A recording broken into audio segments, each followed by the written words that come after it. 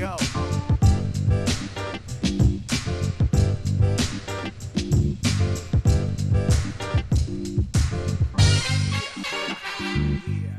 Net proceeds. Nothing personal word of the day. It is March 3rd, 2022.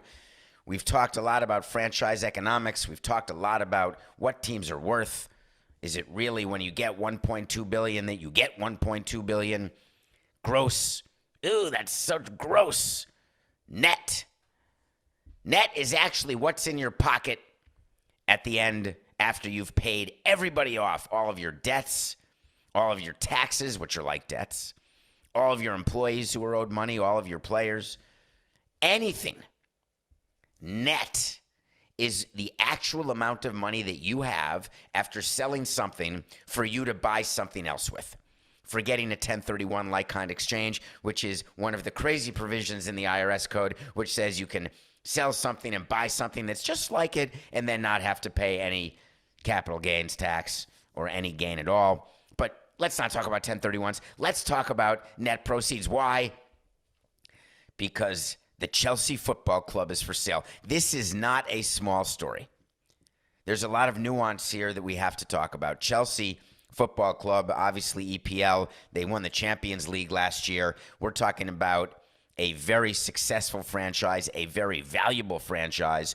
The Denver Broncos are for sale here in the U.S. and the NFL, and everyone's jumping all over each other. Who's going to buy it? Will it be the Manning cast? Will it be Elway joining a group? Who could it be? How will it be? Will it get $4 billion? Yada, yada, yada. The NFL and MLB only wish that they could have franchise valuations like the EPL. The fan affinity, the value in the EPL, it's a different world. Anytime you think that the NFL and the Super Bowl is such a big deal, Coca told me something yesterday that made me smile. Of course, it may not have been Coca, but I'm almost positive it was. It doesn't matter. F1, the show that I'm watching, Drive to Survive, all of their 21 races. They have 21 Grand Prix races around the world. Their new season starts on March 20th in Bahrain, actually. Apparently, more people watch each one of those races than watch the Super Bowl. EPL is the same type of thing. So you've got Abramovich, and I'm going to refer to him as Abramovich. I really want to call him Yablonowitz. Yablonowitz. John Belushi fans will be smiling right now. Continental Divide, one of my all-time, it's a top 20 movie. I think it's in my top 20. Continental Divide. Yablonowitz. So Abramovich has a problem, and here's the problem. It's hard to pretend that you're not involved with Putin when you are involved with Putin. It's hard to say that you are now an Israeli citizen and you have turned your back on Russia and that you are trying as hard as you can to right the wrongs that you have committed during your entire life as someone who has gotten rich off the back of poor people. And I don't mean in the way that owners do now and how, oh, you were the president of a team and you made money off the backs of people buying tickets. No. I'm talking about, imagine if as president of the Marlins, when we brought people into the ballpark, whether there were 5,000 or 20,000, we stripped them, not just of their clothes, but of all human rights, abused them, fed them rusty water with well, all right, don't get me started.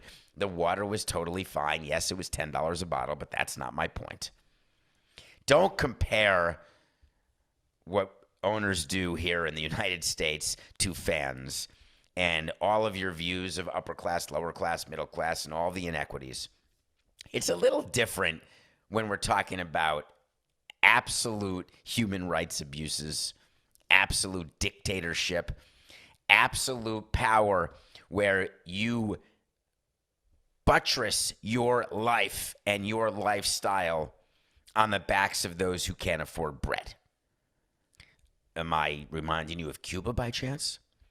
So Abramovich spends his life getting rich, buys a bunch of stuff, whether it's yachts or businesses, football clubs. Having the relationship with Putin is extremely profitable.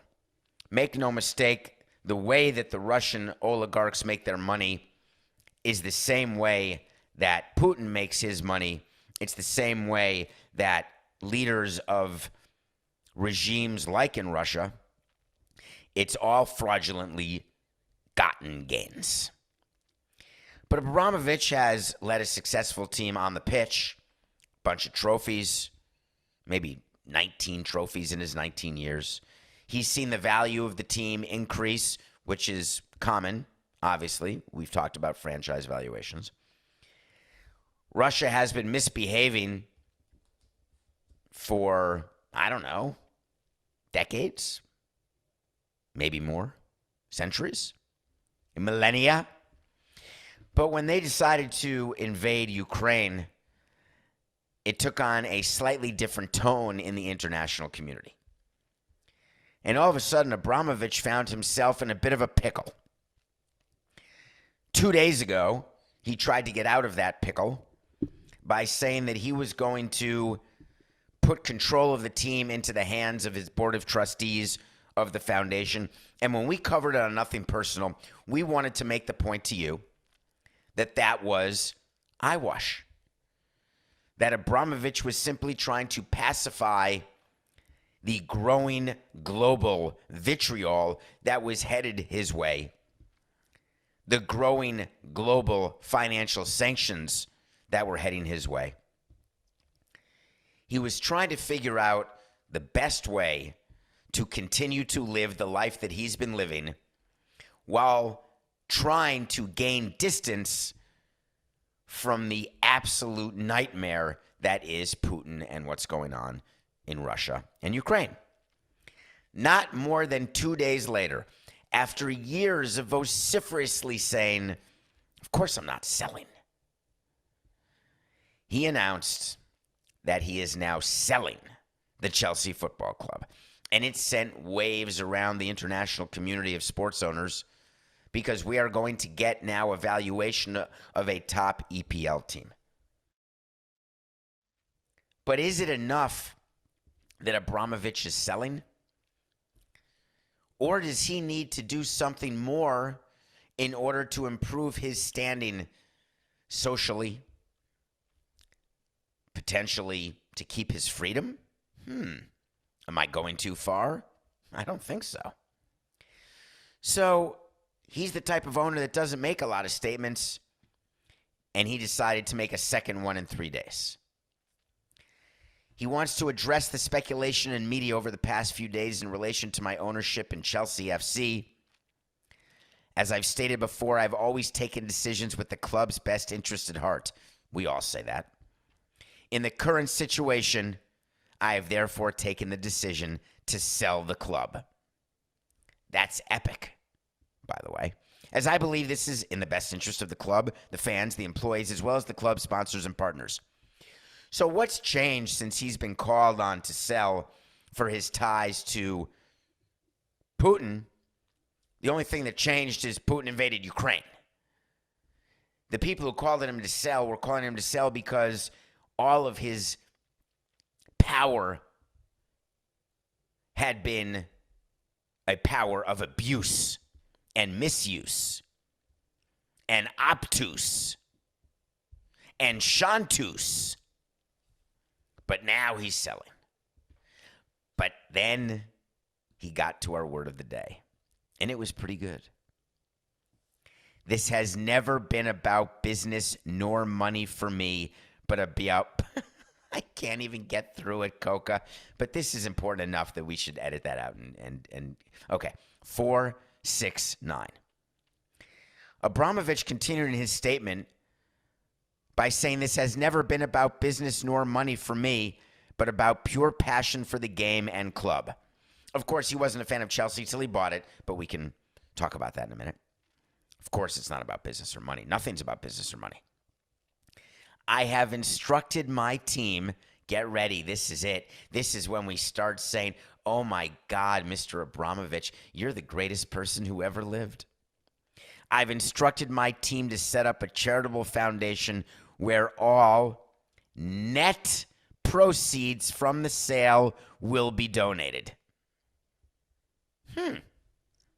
That sounds like a word of the day. The foundation will be for the benefit of all victims of the war in Ukraine. I could give you an argument that would be pretty cogent that Abramovich himself is a victim of the war in Ukraine. It didn't say people who've been hit by mortars. It didn't say people who've been displaced and homeless and are going to be worldwide refugees. It didn't say only Ukrainians. Are there Russian citizens who are victims of the war in Ukraine? Could I argue, if I were Abramovich's lawyer, that he's a victim of the war in Ukraine, given that he's totally innocent with no ties at all to Putin, yet his money is frozen, his assets are squozen? Why would he have to put in there that the charitable foundation is going to get net proceeds? Well, you now know what net proceeds are, don't you, folks? Net proceeds. So let's say the team is worth £4 billion or about $6 million. It's not a laughing matter, but I can't stop laughing about the purposeful choice of words that of his lawyers. The team has about £1.5 to £2 billion, just call it $2+ billion of debt. But guess who owns the debt? Abramovich. Abramovich, when the team needed money, lent money to the team. And in return, the team gave him a note, quote unquote, an IOU, that we will pay you back the money you have lent us with X interest rate. Let's say the going rate is 8%, 7%, more than you can get in stock markets, more than you can get in the bond market. And if you know that your team is worth more than the amount of debt, then you have made a great investment with your cash. When you invest in the losses of your team by not going to a bank, but by going to yourself, and you become the bank, you put money into the team, and when the team is sold, all debt gets repaid. And in the meantime, the debt gets repaid at a compounded interest rate. There is no owner who invests in his team by giving that team debt without interest. Benevolent. I don't think so. So the team sells for $6 billion. Then they have to pay $2 billion back to Abramovich. Then they pay taxes. He pays taxes on the gain. Then they have to pay out any employment contracts or any other expenses. Then he may have to set aside money the way Herb Cole did in the Milwaukee when he sold the Bucks and took part of the sales proceeds to help build a new arena in Milwaukee. So there could be a percentage of the money that goes into a new stadium because they need one in Chelsea. There are a million ways from an accounting standpoint that I could have the net proceeds of a sale be close to zero, no matter what the profit was from the purchase price to the sale price. Do I think that Abramovich will have zero net proceeds in the sale of this team? No. But I also know that he is not exactly walking away from every dollar he's invested. However, he did say, and this is what's interesting, he said that he's not going to ask for any debt to be repaid.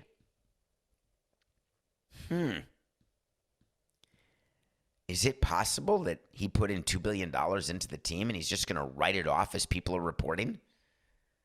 The only way you write off $2 billion is when you've got $2 billion of gains elsewhere that you are also trying to liquidate in order to keep your lifestyle going when your other assets are potentially getting frozen. Let me just give you a little nugget here. And that is Mr. Abramovich is going to get his debt repaid. He's going to walk away from this transaction with billions of dollars, Chuck Rhodes. Billions. Everybody who is saying that he is trying to make up for all of the decisions he's made, for the associations he has, which of course he still denies, does not understand business.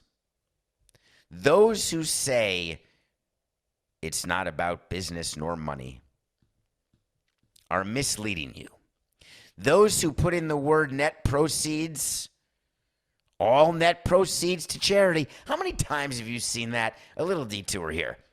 When there's charities and they'll do a function or a dinner and they'll say all net proceeds to charity. That means the expense of the dinner, the expense of all the employees who are often employees who are related to the people who started the charities because they're on the payroll and they get a part of their payroll allocated to whatever that charitable event is. All net proceeds.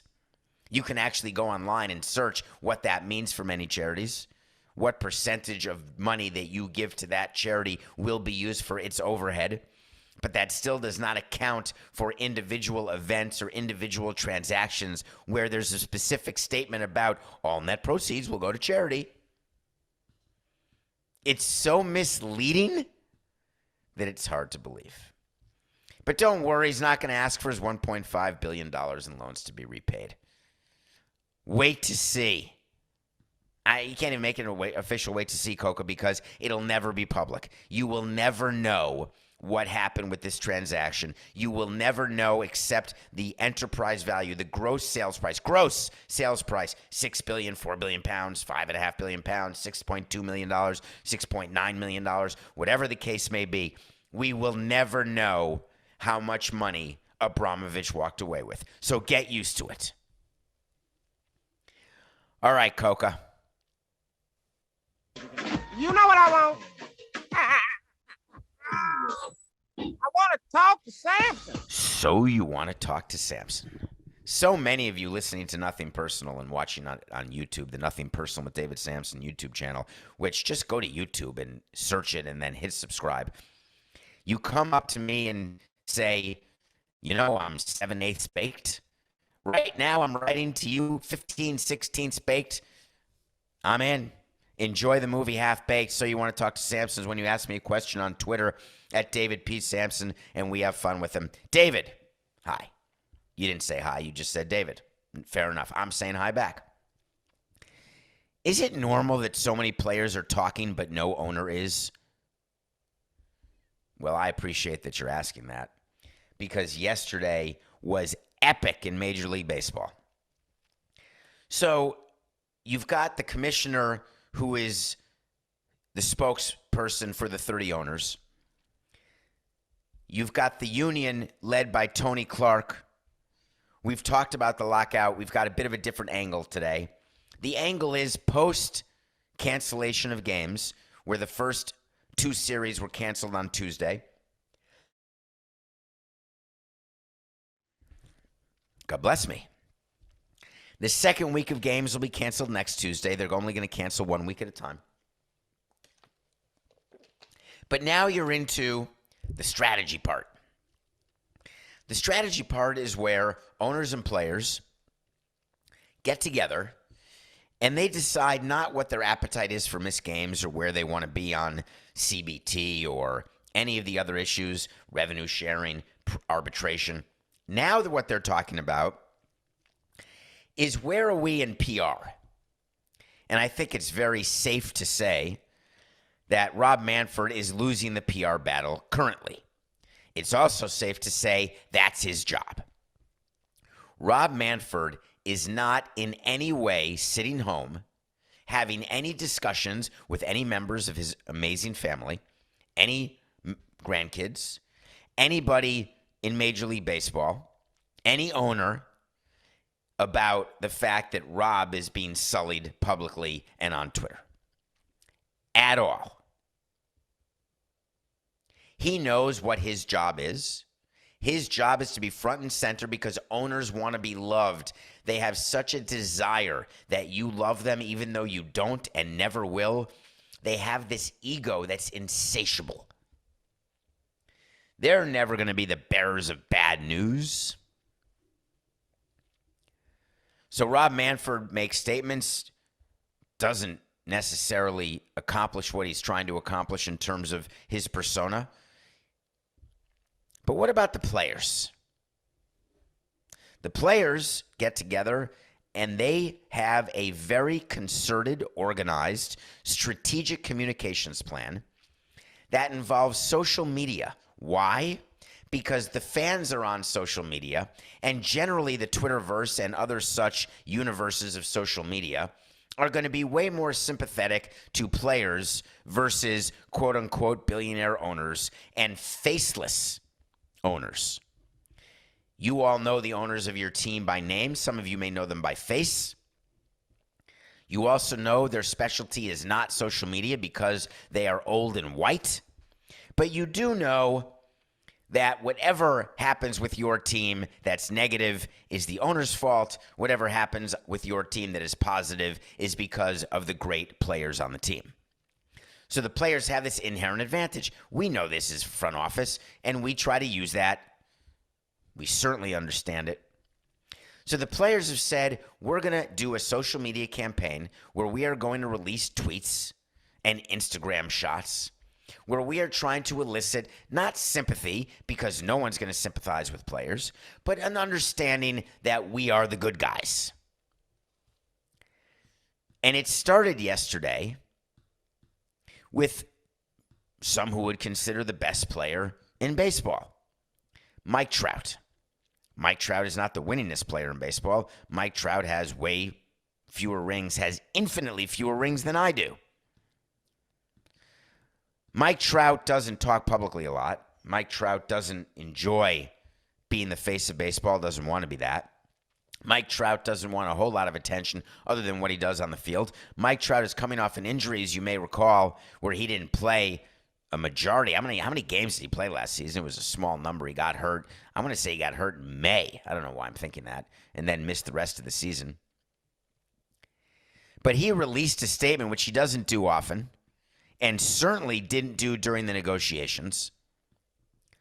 He said, I want to play. I love our game, but I know we need to get this CBA right. Okay. Instead of bargaining in good faith, MLB locked us out. That is false on its face, and I'm not taking, I haven't taken the owner's side of this. I haven't taken the player's side of this. I've explained to you exactly why we are where we are. You know why we locked out, and so does Mike Trout. I said we, God dog it. That doesn't mean that I'm still a president. It means I'm just used to saying that word, as you know, which is why I put $1 into the bet jar every day that I say it. MLB locked out strategically and legally. That was the reason. And practically. If you don't lock out the players and you play a season without an agreement, the players can strike at any time. That's what happened in 1994. Trout knows it. But instead of bargaining in good faith, now, he didn't write that himself. The union is giving these players the talking points and telling them what to say. But that is a loaded statement. That is a legal term because you are required to bargain in good faith. And if this ever goes to litigation, which it can if they bargain to an impasse, and the players or the employees or the laborers argue and prevail that management did not bargain in good faith, that will be an extremely costly decision. So the owners always, quote unquote, bargain in good faith, which is why they were there till 3 o'clock in the morning the night before and why they extended the deadline and why they did proposals. Good faith does not require, and this is where the players got confused, that after a lockout, you have to submit a proposal within X number of days. And you're going to read everywhere. The owners did not propose anything for the first 43 days. They let 6 weeks go by between X and Y. That is not relevant at all in terms of the threshold of what it means to bargain in good faith. But Mike Trout said they didn't bargain in good faith, so there you go. Next. Instead of negotiating a fair deal, Rob canceled games. Come on, Mike. That's not what happened. Both sides were negotiating, trying to get as much as they could. No deal was reached, and the calendar dictated that the first 2 series had to be moved. And you knew it, the owners knew it, everyone knew it. And then he got to the end. And this is where I'm going to have a little fun, if that's okay. Players stand together for our game, for our fans, and for every player who comes after us. We owe it to the next generation. Who does? I want to hear from players making the minimum. I want to hear from players who aren't going to get the $400 million contract, Mike. I want to hear from the people who turned down an extra $125,000 in minimum salary this year, who could have made $700,000 and now are in line to make $180,000 or $15,000 a month. If they pay that for an entire 12-month period, that would be $180,000. If they only pay it for the 6 months of the season, yeah, do the math, that's $90,000. The veterans in baseball are saying we're not going to take the $15,000 so we can keep the strike fund that we've built up loaded for bear and we can wait out the owners. Great. Good luck with that. But don't speak on behalf of the players who make up the majority of your union when you're not them, and you will never be them. You could be locked out for the rest of your contract, and your lifestyle will not change. Now, you're not Abramovich, I grant you that, but you're also not buying a 500-foot yacht. And what about this concept that union people have of paying it forward, doing it for the next generation of players? I'm in. You know how I feel about charity and the amount of money that I raise and the things that I do and how important it is to plant seeds for trees whose shade you will never enjoy. I subscribe to all of those principles. And I even do things based on those principles. But every time I tell you I'm doing that, there is also a current benefit. There is a reason, a strategic reason. We talk about benevolence in the beginning of this show. There is no one in this world, and I'm not overly cynical, I am moderately overly cynical. There is no one in this world who is simply 100% benevolent. Mother Teresa, fine. The Pope, negative. Who is it? Nobody. We owe it to the next generation. So that's Mike Trout. All right, fair enough. Jason Hayward. He wanted to explain to you all another thing the owners did. He said MLB always wanted to delay the start of the regular season as owners view games in April as debt. Okay, Jason, let me just explain to you what debt is. Debt is when you actually take something that you then have to pay back. So April are definitely games that do not make as much money at the gate as games later in the year for several of the teams. For teams who draw 4 million people, 3 million people, 2 million people, 2.5 million people, the April games matter greatly. For teams who draw 7,000 people per game, the games in April mean the same as the games in September. For teams that draw 7,000 in April but then are in the race and draw 10,000 people in September, there's more money made in September, but the amount of losses that come from the season are split pretty evenly between April and September. While it is true that there are more weather problems in April, there is zero difference in the largest form of revenue for teams locally. Zero difference between April 15th and September 15th. TV contracts pay you for your games, and they view the games in April the way they view the games in September. It doesn't matter if the ratings are higher in September versus April and you hear people like at Forbes telling you where ratings are. The ratings are up 6.9% across baseball, but the following 5 teams' ratings have gone down 4.2%. We don't care. No one uses ratings inside the negotiating room when you are getting a new TV deal. It's all about subscribers and subscription revenue, and then a tiny bit about advertising revenue. Oh, God, your ratings are up so much. Do we get a raise? No. So when the owners did agree that they were willing to miss games, which they did, It had nothing to do with the month. I've been in the room, folks.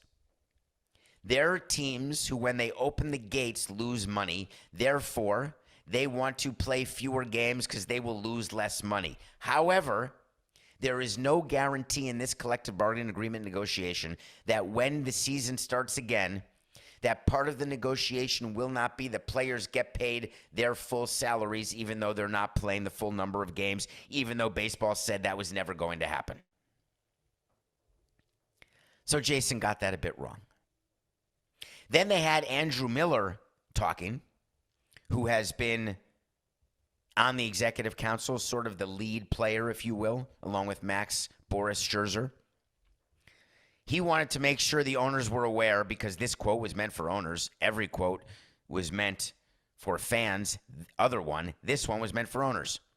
We're prepared. We've seen this coming in a sense. It's unfortunate, but this isn't new to us. This is not shocking.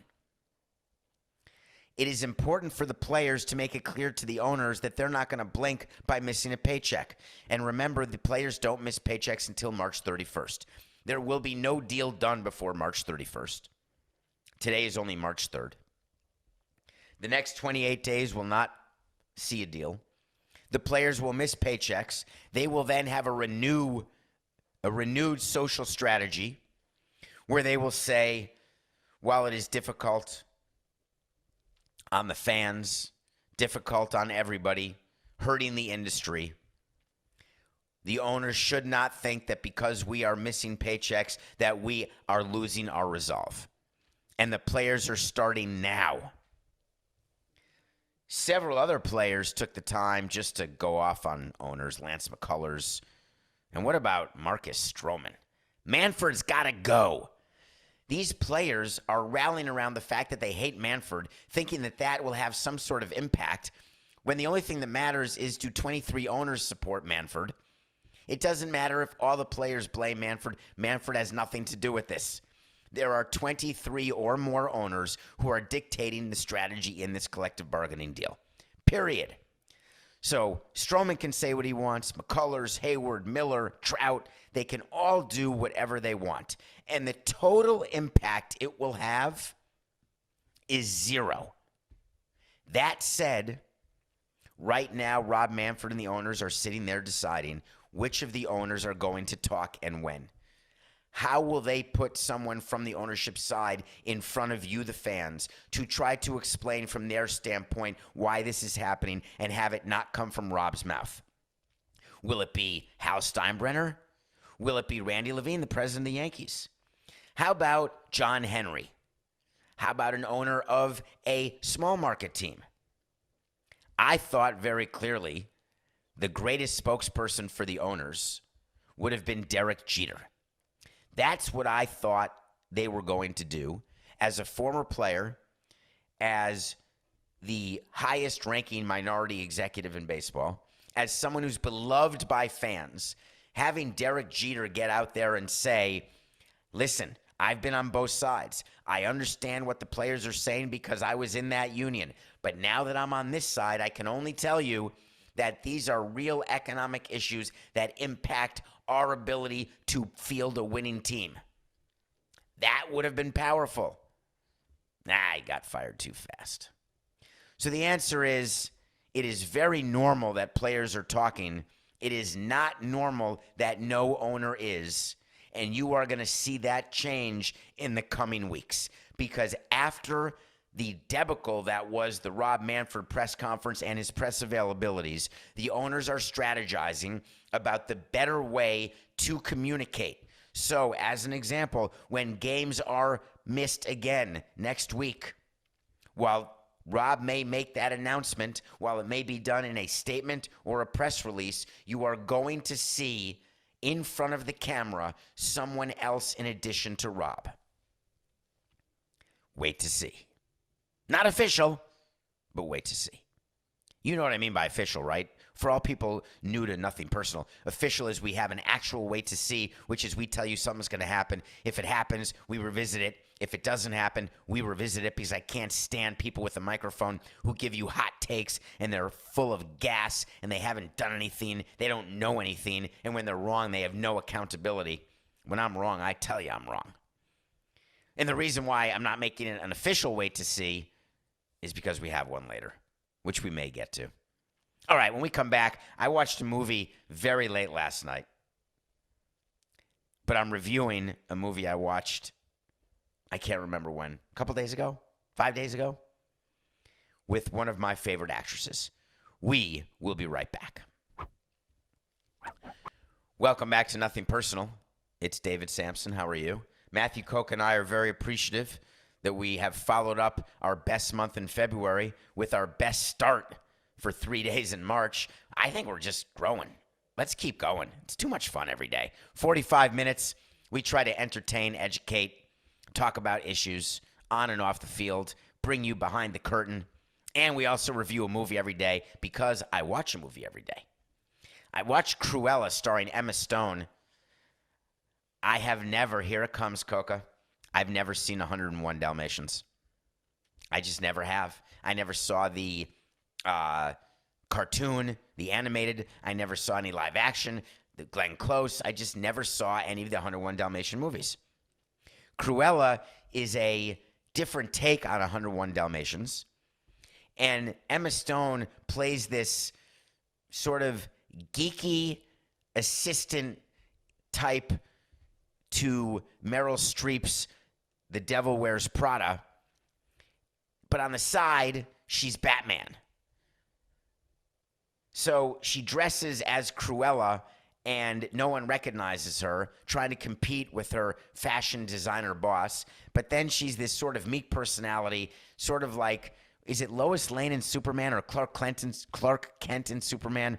In any case, Cruella is actually nominated for an Academy Award or two.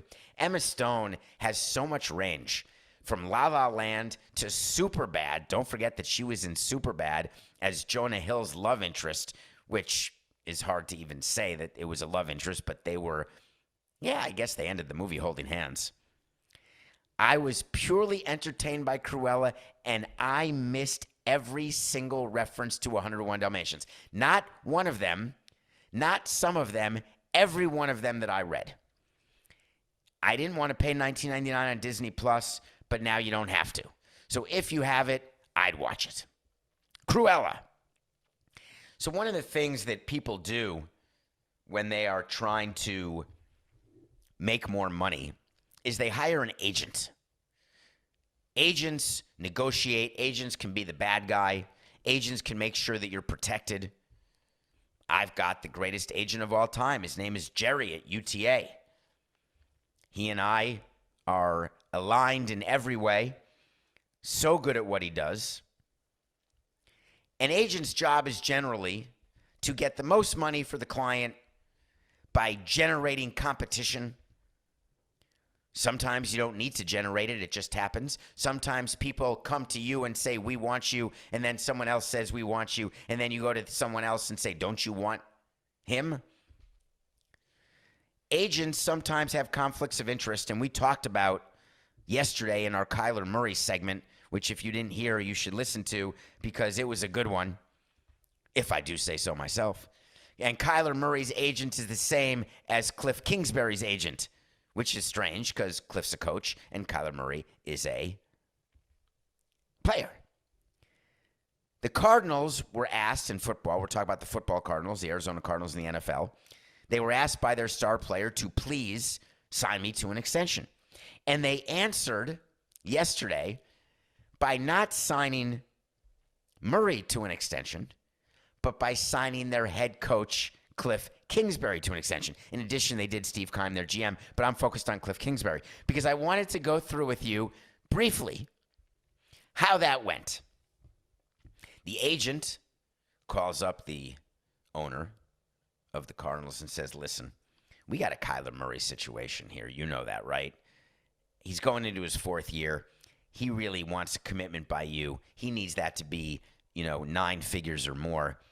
And I know that you may not be ready to do that, but while we're talking, what about the 11 wins that Arizona got last year You've got a head coach who is young, vibrant, attractive, smart. You sure you don't want to sign him to an extension? Because there's teams who want him. I'm fielding calls left and right. He would get hired again in 2 seconds flat. And Arizona says, well, how do you feel if we don't extend Murray, but we extend your other client? Because what's your deal? Do you get the same 5% from Murray as you do from Cliff? I know it's not enough, but it'll keep your lights on. So are you okay if we pacify you and just sign Kingsbury? And then we'll deal with Murray later. I don't think we'll offer an extension, but eventually we will. But don't be upset because you'll have some runway with some cash flow. And the agent says, no, I got to take care of Murray. And the owner says, no, you are taking care of Murray, but what about this? Makes me laugh. Cliff Kingsbury. It's pretty interesting timing, isn't it? You think that Kyler Murray cares that Cliff Kingsbury got an extension? Or do you think the agent for Kingsbury and Murray called Murray and said, I can work with these people. I'm telling you, I've got a great relationship. It's all going to work out just fine. All right, the Knicks suck. They were so close to getting Ja Morant. 1 pick away. Is that what it was, Coca? 1 pick away? Were they the 3rd pick that year behind, and they took that guy from Duke? I don't know why I'm even thinking about that. The Knicks got crushed by the Sixers.